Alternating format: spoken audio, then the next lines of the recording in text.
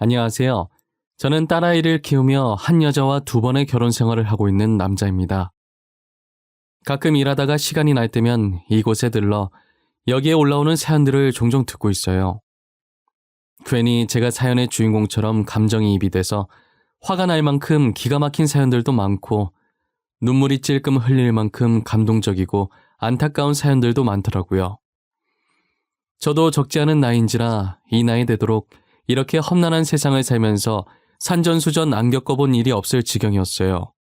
마땅히 어디다 말할 곳이 없어서 그동안 혼자서 소갈이를 하고 있었는데 이렇게 익명으로 말할 수 있는 공간이 있어서 조심스럽게 제 이야기를 해보려고 합니다. 이런 글을 적는 게 처음인지라 횡설수설할 수도 있지만 그래도 용기를 내어 적어보도록 하겠습니다. 저는 어릴 때부터 부모에게 버림받고 돈 없으면 안 되는 이 각박한 세상을 한 여자아이와 버텨나갔어요. 그녀는 지금의 제 아내였고 아내를 처음 만난 건 제가 초등학교 4학년이 되었을 무렵이었어요. 부모가 없다는 이유 하나만으로 늘 왕따를 당해야 했던 제게 먼저 손 내밀어준 유일한 사람이었죠. 저는 당시 부산에 살고 있었고 아내는 아버지 직업 특성상 서울에서 저희 학교로 전학을 오게 된 거예요. 아무것도 모르는 이 아이는 해사한 얼굴로 제게 웃으며 반갑다고 손을 내밀더라고요. 저는 아내의 손을 잡으려고 했지만 혹시나 저 때문에 똑같이 왕따를 당하게 될까봐 손을 못 본 채 했어요. 그랬더니 아내는 제 손을 잡아 끌더니 자기 손과 맞잡게 하더라고요. 그 모습을 보고 주변에서는 그러다 왕따 당한다고 하지 말라고 말렸었지만 아내는 다른 아이들의 말에 아랑곳하지 않고 저한테만 시선을 맞추며 인사를 했죠. 저는 혹여나 아내가 왕따를 당하게 될까 걱정이 되어 그 뒤로도 아는 체를 하지 않으려고 했고 그럴 때마다 아내는 더 적극적으로 제게 다가오기 시작했어요. 아내는 서울에서 와서 그런지 저희와 다르게 뽀얀 피부에 이쁘장하고 귀티나는 아이였고 그런 그녀와 친해지고 싶었던 친구들은 저에 대한 모진 말들을 그녀에게 쏟아부었어요. 당시 11살밖에 안 되던 어린 친구들은 생각을 깊게 하지 않기 때문에 자신이 하는 말이 남에게 상처가 되는 말인지 아닌지도 모르고 막 뱉잖아요. 결국 아이들이 뱉은 말들은 고스란히 제게 상처가 되어 돌아왔죠. 지은아, 쟤랑 놀지 마라. 쟤 엄마 아빠 없고 돈도 없다. 코찔찔이 애들이랑 같이 보육원에서 지내는 앤데 너 진짜 그러다 쟤처럼 왕따 당한다. 그래 맞다 지은아. 저런 애랑 놀지 말고 우리랑 놀자니까? 내가 떡볶이 사줄게. 쟤랑 붙어있으면 가난한 거 없는다? 너네 엄마 아빠도 도망갈걸? 싫어. 나는 진우랑 놀 거야. 나랑 놀고 싶으면 진우도 같이 끼워줘. 그럼 내가 너네랑 놀아줄게. 그리고 너네 말버릇 좀 고쳐줬으면 좋겠어. 다른 애들이 너네 보고 그렇게 얘기하면 좋겠어? 야, 나는 너가 괜히 쟤 놀아주다가 같이 왕따 당할까봐 걱정돼서 하는 말이지. 기껏 네 생각해서 말해줬더만 왜 우리를 나쁜 사람으로 만드는데? 내가 나쁜 사람으로 만드는 게 아니라 너네가 나쁘게 말을 한 거야. 진우 끼워주면 같이 놀아줄까 생각했는데 너네 하는 행동 보니까 놀아주기 싫어. 저리 가. 아, 주은아, 우리가 잘못했어. 다시는 그런 말 안 할게. 같이 놀자. 그리고 진우도 끼워줄게. 그러니까 우리랑 같이 놀아. 아내는 지지 않고 아이들 말에 맞받아쳤고 당찬 아내의 기세에 아이들은 기가 죽어버렸어요. 결국 아이들은 아내와 놀고 싶은 마음에 저도 같이 끼워줬고 저와 놀아도 자신들이 말했던 가난이 옮거나 부모가 도망가는 일이 일어나지 않자 마음을 열고 진심으로 저와 친하게 지냈어요. 그리고 그동안 안 좋게 이야기해서 미안했다고 사과도 받아냈죠. 저는 그녀 덕분에 처음으로 친구라는 게 생겼고 우정이라는 게 뭔지 알게 되었죠. 그리고 그녀는 저를 보육원에서 빠져나올 수 있게 도와줬어요. 사실 저보다 어린 동생들을 봐주는 게 보통 쉬운 일이 아니었고 날이 갈수록 늘어나는 동생들을 보며 하루라도 빨리 이 지옥에서 빠져나오고 싶었죠. 하지만 제가 초등학생이니 아르바이트도 할 수가 없어서 보육원을 나온다고 하더라도 혼자서 생활할 집도 돈도 없었어요. 그러던 어느 날 건장한 아저씨와 인자하신 아주머니가 저를 찾아왔더라고요. 제게 손을 내미시면서 자신의 집에 같이 가자고 하시면서요. 그 모습이 그녀와의 첫 만남과 굉장히 흡사했고 저도 모르게 아주머니의 손을 잡고 나왔던 것 같아요. 아저씨와 아주머니를 따라 도착한 집은 보육원과도 비교할 수 없을 만큼 좋았어요. 이런 집은 처음이라 신기해서 마당 이곳저곳을 둘러보고 있었는데 집 문이 열리더니 한 여자아이가 고개를 빼꼼 내밀고 있더라고요. 저와 또래로 보여서 반가운 마음에 달려갔다가 아이의 얼굴이 선명하게 보였을 때쯤 힘껏 달리고 있던 제 발이 더 이상 떨어지지가 않더라고요. 그 여자아이는 다름 아닌 제 아내였던 거죠. 알고 보니 그녀가 밥도 안 먹고 부모님께 몇 날 며칠을 조르고 졸라서 저를 데려오게 만든 거예요. 그녀의 말을 들으니 제 사정이 너무 딱했고 어차피 남는 방도 하나 있어서 데리고 왔다고 하시더라고요. 그렇게 저는 아내의 도움으로 지옥 같았던 보육원 생활을 끝마칠 수 있었어요. 아저씨와 아주머니는 정말 친부모님처럼 저를 잘 챙겨주셨어요. 아내와 저를 차별하지 않고 뭐든 동등하게 사랑을 베풀어 주셨죠. 저는 나름 친근하게 대해드리고 싶어서 장난으로 엄마 아빠라고 했었는데 듣기 좋다고 하셔서 계속 그렇게 부르게 되었죠. 처음엔 그녀를 향한 제 마음이 저를 구해준 고마운 존재, 그 이상도 그 이하도 아니었어요. 하지만 한 집에서 같이 생활하면서 평소 아내에게 안 보였던 면도 많이 발견하게 되고 변함없이 저를 챙겨주는 아내의 모습에 어느샌가 저도 모르는 사이 사랑으로 바뀌어 있더라고요. 혼자서만 짝사랑하는 건 줄 알았는데 아내도 저를 짝사랑하고 있었고 저희는 그렇게 서로가 서로에게 첫사랑이었어요. 서로의 마음을 확인한 건 고등학생 때였어요. 제가 동아리 이야기한다고 여자 후배와 나란히 앉아서 이야기를 하고 있었는데 그 모습을 아내가 보고 오해를 해서 질투를 하는 거예요. 고백을 그렇게 하려고 했던 건 아니었지만 오해는 풀어야 할 것 같아서 고백 아닌 고백을 해버렸죠. 너 아까 그 여자애 뭐야? 나란히 앉아가지고 시시덕거리면서 아주 좋아 죽던데? 너 요즘 동아리실 자주 가더니 저 애 때문에 간 거지? 무슨 소리고? 언제? 내가 누구랑 시시덕거렸는데? 내는 그런 적 없는데. 아, 혹시 주연이랑 있을 때 말하는 기가? 야, 그거는 우리가 축제할 때 할 일이 있어서 그런 거지. 우리? 우리라고 할 정도로 가까운 사이인가 봐. 조만간 사귀겠다? 축하해. 둘이 진짜 잘 어울려. 내가 진심으로 응원할게. 니 진짜 왜 그러는데? 나 좋아하는 사람 따로 있다고. 주희는 진짜 아니다. 니, 내 못 믿나? 내 거짓말하는 거 딱 질색인 거 알지? 주영이는 확실히 아니다. 근데 니 혹시 질투하나? 이씨, 그래. 이왕 들켜서 하는 말인데 나 네가 여자 후배들이랑 있는 거 볼 때마다 짜증나 진짜. 마음에 안 든다고.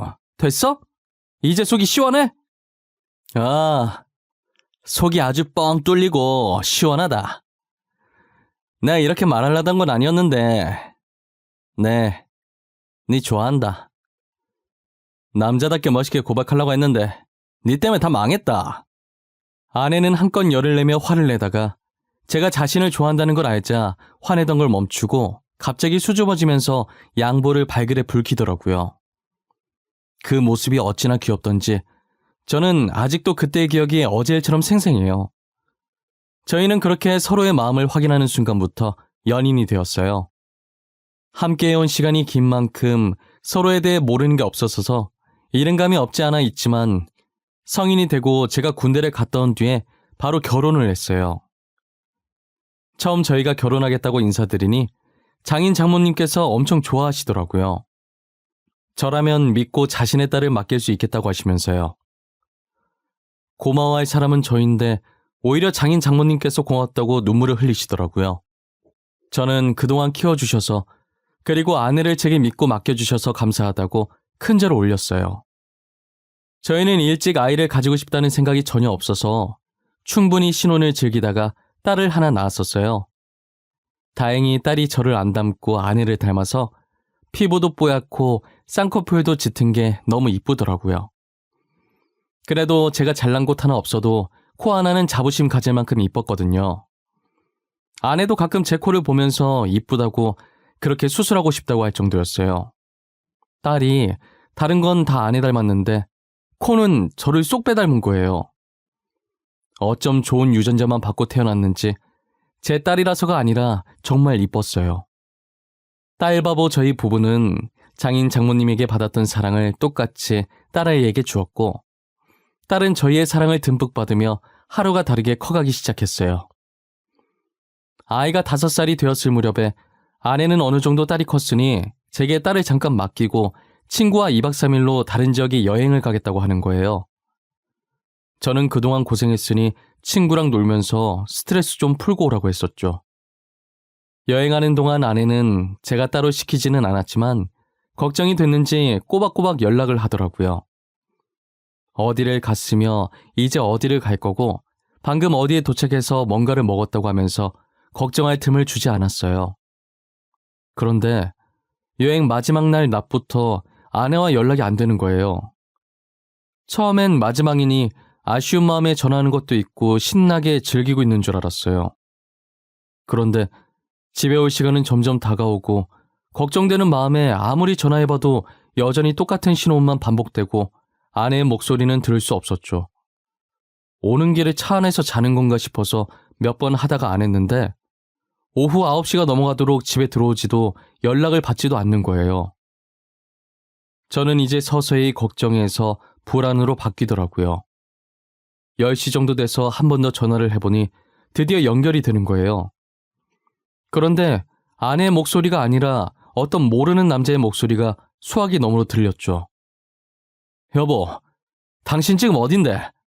내가 지금 몇 번이나 전화했는 줄 아나? 왜 이제야 전화를 받는 건데? 내가 네 얼마나 걱정했는데? 여보세요? 죄송하지만 아내분께서 전화기를 잃어버리신 것 같아요. 제가 방금 길거리에서 이 휴대폰을 주웠거든요. 찾으러 오셔야 할 것 같네요. 아, 죄송해요. 제가 찾으러 가겠습니다. 혹시 거기 위치가 어떻게 되나요? 위치 알려주시면 제가 그쪽으로 갈게요. 여기가 경주 시내 쪽이거든요. 근데 시간이 너무 늦어서 어두우니까 내일 해 뜨면 찾으러 와주세요. 일단은 제가 핸드폰을 들고 있을 테니까 자세한 주소 문자로 보내드릴게요. 알겠어요. 정말 감사해요.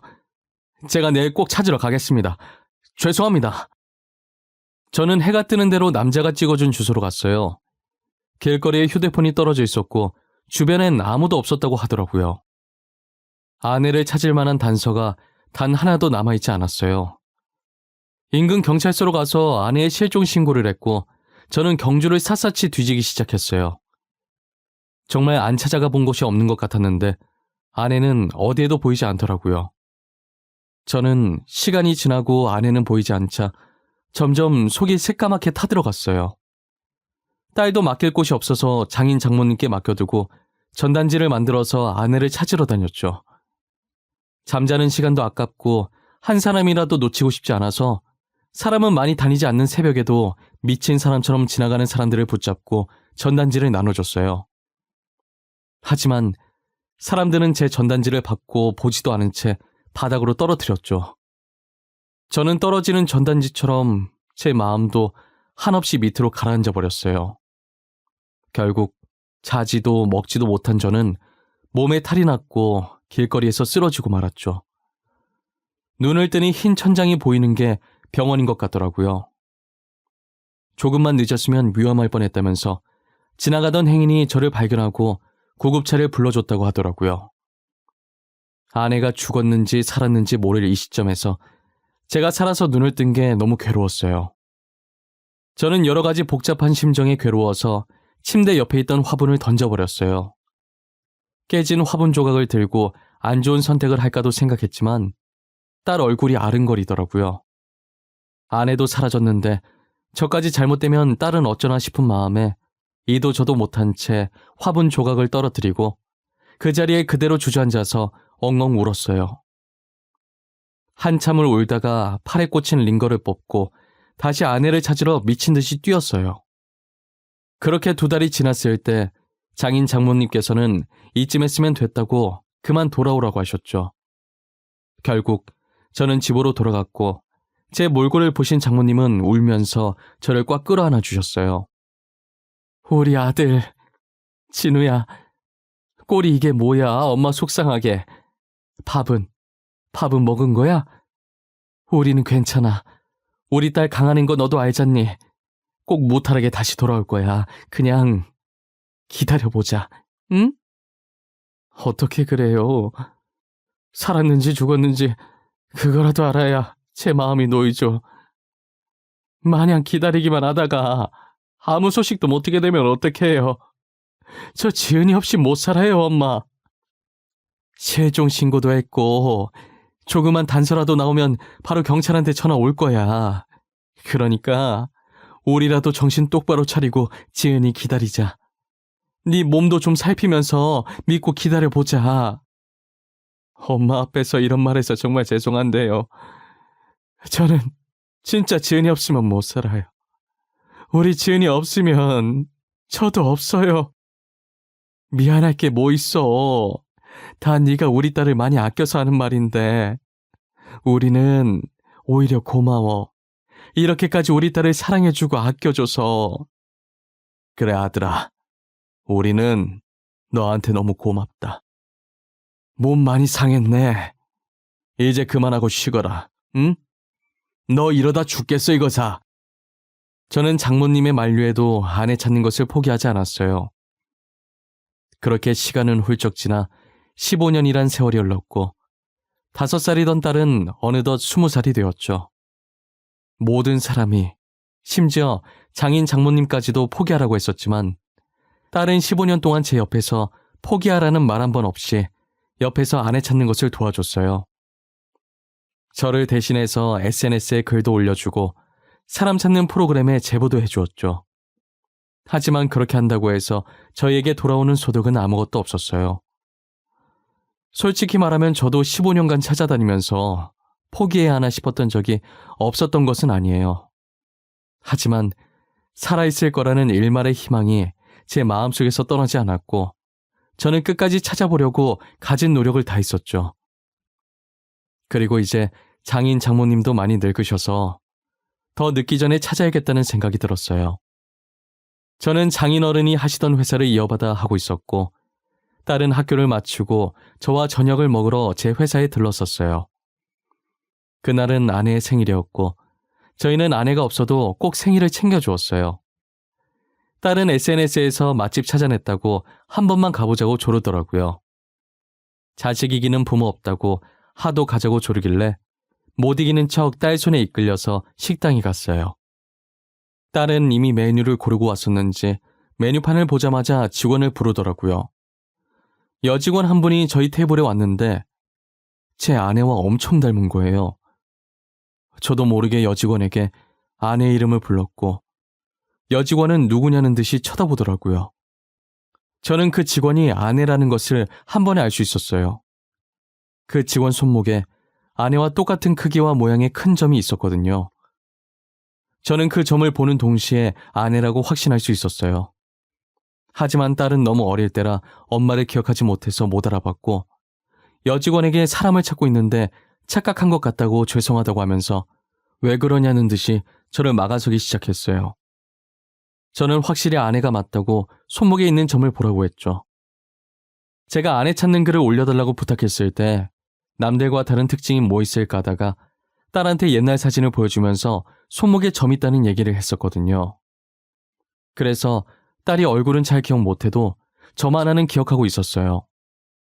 모양도 특이하게 약간 하트 모양으로 생겨서 딸이 신기했었거든요. 그런데 그 여직원한테도 하트 모양 점이 있으니 딸도 저처럼 놀라더라고요. 딸은 그때부터 눈에서 눈물이 차오르기 시작했고 저는 직원에게 기억 안 나는 거냐고 물었죠.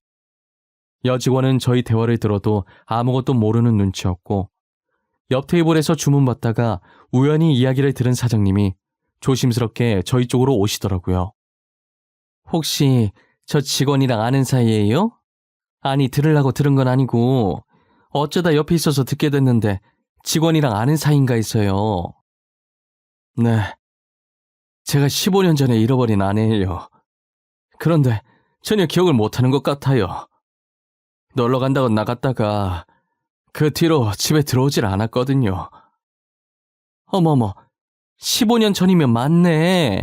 내가 저 직원 데려온 게 15년 전이거든요. 저랑 처음 만났을 때도 아무것도 기억을 못 하더라고요. 혹시나 무슨 일 생길까봐 제가 데리고 왔어요. 사장님께서 저희 아내를 데리고 오셨다고요? 아니, 어떡해요? 어디서 데리고 오셨는데요? 저희한테 자세히 말씀해 주실 수 있나요? 알고 보니 아내가 여행 마지막 날 새벽에 경주에서 사고가 났었나 봐요.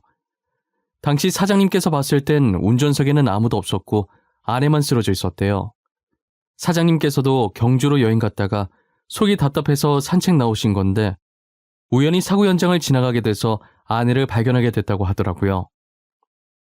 일단 먼저 119에 전화를 했고 가족한테 알리려고 아내 주머니를 뒤졌는데 휴대폰이 없었다는 거예요. 그냥 병원에 두고 가자니 신경 쓰여서 옆에 있었는데 아내가 일어나서 아무것도 기억을 못 하더랍니다.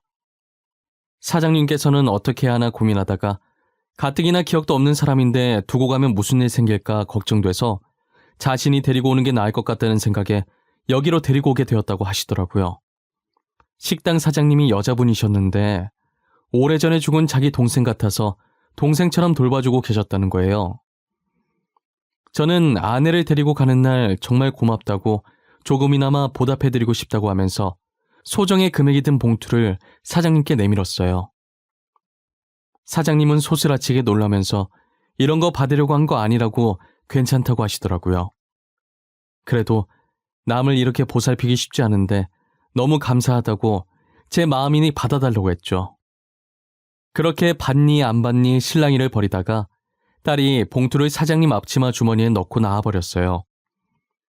아내는 처음에 저희와 같이 안 가려고 했으나 사장님이 며칠 설득을 해서 겨우 저희 집으로 오게 되었어요. 그리고 딸과 저는 아내의 기억을 되찾을 수 있게 옛날 사진과 영상도 보여주고 연애 시절 재밌었던 일들도 이야기해주고 많은 노력을 했죠. 15년간 기억을 잃고 지냈던 아내라 금방 기억을 찾을 거라는 기대는 하지도 않았어요. 오히려 아내가 이전 기억들을 안 찾으려고 하면 어쩌나 했는데 그래도 아내는 저희 노력에 같이 힘을 내서 기억을 찾으려고 애써주더라고요. 그렇게 3년이라는 시간이 흘렀던 것 같아요. 저는 간만에 짐 정리를 하다가 초등학생 때 찍었던 아내와 제 사진을 발견하게 된 거예요. 다시 보니 신기하고 반가운 마음에 웃으면서 아내 눈앞에 사진을 들이밀었어요. 이 사진이 뭔지 아나? 당신은 기억 못하겠지만 나에겐 참 뜻깊은 사진이거든. 우리가 처음 만나서 친구 된 날 찍은 사진이잖아. 맞아. 내가 손 내밀었는데 당신이 안 잡아줬잖아. 그때 애들 참 못됐었다. 그치? 나도 그 얘기 들으면서 얼마나 상처받았는지 알아? 여보, 지금 당신 기억 돌아온 거가? 이때 기억하는 거가? 나 그날 일 말하면서 애들이 나쁜 말 했다는 건 말한 적 없는 것 같은데. 기억나. 어제 일처럼 또렷하게. 다 기억나는 건 아니지만 저 때는 기억이 나네.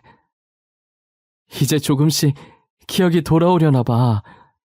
저 사진이 도대체 몇 년 전이야? 당신 사진 안 찍겠다고 난리쳤었는데. 당신 진짜 기억해냈구나. 잘했다. 진짜 너무 잘했다. 다른 건 또 기억나는 거 없고 지금 그것만 기억나는 거가? 내가 너한테 질투했던 것도 기억나네.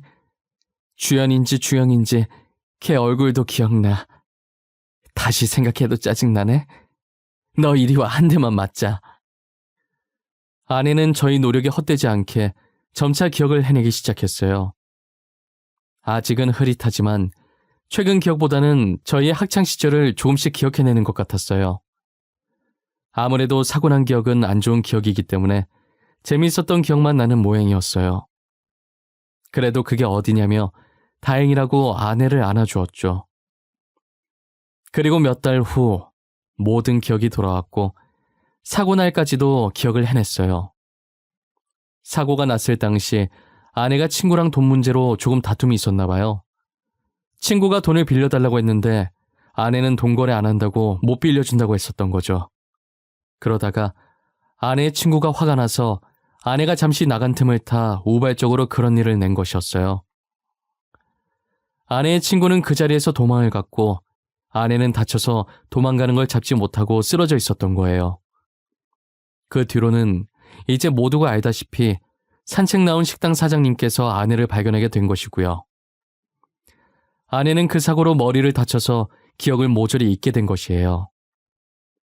그럼 휴대폰은 어쩌다가 잃어버렸냐고 하니까 시내에서 놀다 보니 그렇게 됐다고, 그때도 뒤늦게 휴대폰 찾으러 나간 거라고 했어요.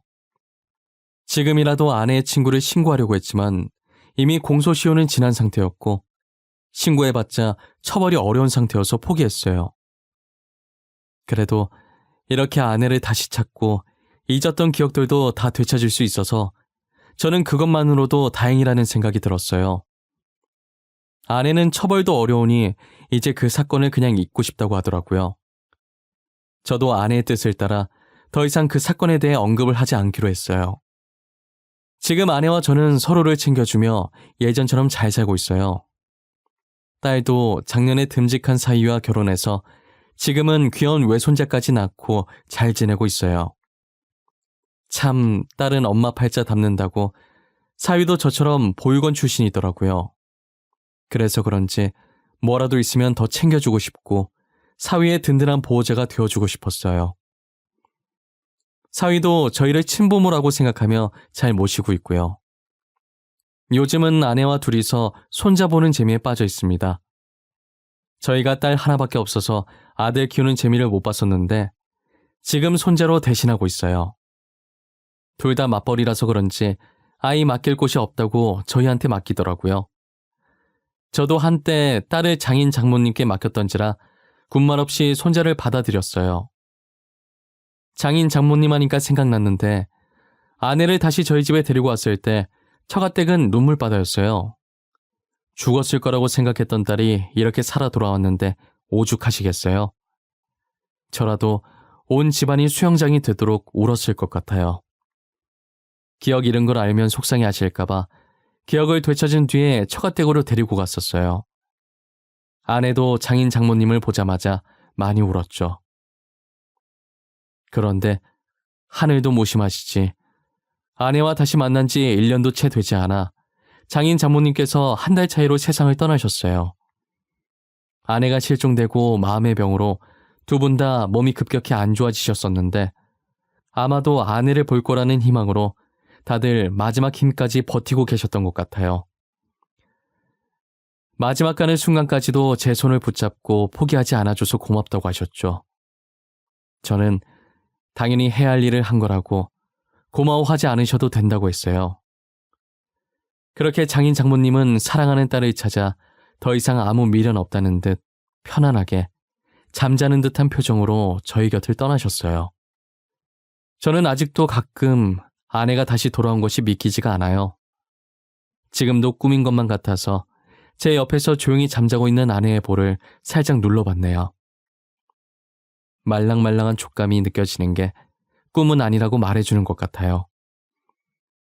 고온히 자고 있는 아내를 보니 그간 아내를 찾으려고 고생했던 제 노력이 헛되이지가 않았다는 게, 그리고 결국은 이렇게 아내를 다시 찾아냈다는 게 정말 행복했어요.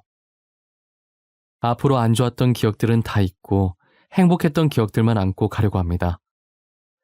아내는 예기치 못한 사고로 딸이 커가는 모습을 못 본 걸 많이 아쉬워하지만 그럴 줄 알고 남겨놓은 사진들과 영상들을 보여주면서 하루하루를 보내고 있어요.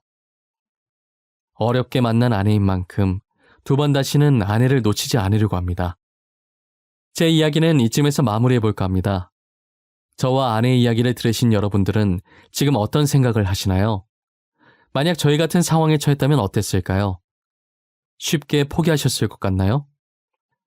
아니면 저처럼 끝까지 찾으러 다니셨을 것 같나요? 뭐든 포기하지 않고 끝까지 하면 된다고 하잖아요.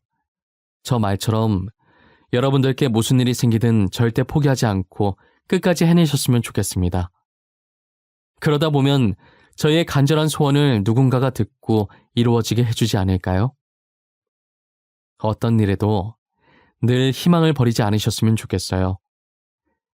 그럼 지금까지 제 이야기를 들어주셔서 감사하고 앞으로는 늘 행복하고 좋은 일들만 가득하시길 바랄게요.